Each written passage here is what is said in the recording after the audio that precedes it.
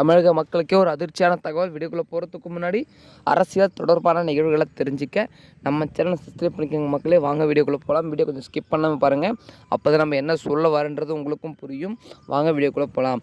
நமது தமிழக வெற்றி கழகம், நாம் தமிழர் கட்சி, அதிமுக, அண்ணா திராவிட முன்னேற்ற கழகம், இந்த 3 கட்சிகளும் கூட்டணி சேரப்போகுதான அதிகாரப்பூர்வமான அறிவிப்பு பார்த்திங்கன்னா இப்போ வந்து கொண்டிருக்கிறது.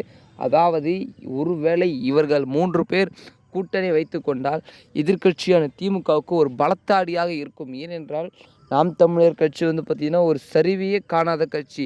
அதாவது இத்தனை வருட காலமாக கட்சியில் இருந்தாலும் கூட அவர்களால் எந்த பதவியும் ஜெயிக்க முடியவில்லை என்றாலும் கூட அவர்கள் ஆதரவு பார்த்திங்கன்னா குறையவில்லை, பெருகி கொண்டு தான் போயிருக்கிறது. அதாவது தேர்தலாக பார்த்திங்கன்னா அவருடைய சரிவு கீழே குறையல, மேலே ஏறிக்கிட்டு தான் போயிட்டுருக்கு. அவருக்கு ஆதரவு தமிழகத்தில் இப்பொழுது கூட இருக்க மக்களே. அது மட்டும் இல்லை, இப்பொழுது புதிதாக வந்த தமிழகத்தின் முதல்வர் பதவிக்கே பார்த்திங்கன்னா ஆதரவு இருக்கிற ஒரே கட்சி என்றால் அது நமது தமிழக வெற்றி கழகம் தாவேக கட்சி தான். அக்கட்சிக்கும் பார்த்திங்கன்னா இளைஞர்களின் ஆதரவு ஏராளமானோர் இருக்கிறார்கள். அது மட்டும் இல்லை, அப்பொழுதிலிருந்து இப்பொழுது வரைக்கும் பார்த்திங்கன்னா ஆதரவை கையில் தக்க வைத்து கொண்டிருக்கும் ஒரே கட்சி என்றால் அது அதிமுக கட்சி தான். இவருக்கும் பார்த்திங்கன்னா தமிழகத்தில் ஆதரவு, மிகப்பெரிய ஆதரவு இருக்கிறது.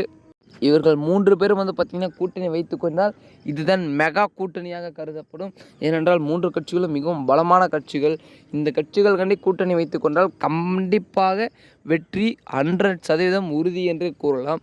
ஏனென்றால் 3 பேருக்கும் இருக்கும் ஆதரவு ஒன்று சேர்ந்தால் யாராலையும் அசைக்க முடியாது, அந்த அளவுக்கு இருக்கும். ஆனால் இதில் என்ன ஒரு சிக்கல், என்ன ஒரு பிரச்சனை என்றால் இவர்கள் மூவரும் பார்த்திங்கன்னா கூட்டணி வைத்து கொண்டால் யார் யாருக்கு எந்த பதவி, எவ்வளவு சீட் என்று தீர்மானிக்கவே இவர்களால் பார்த்திங்கன்னா மனம் குழம்பிடுவார்கள்.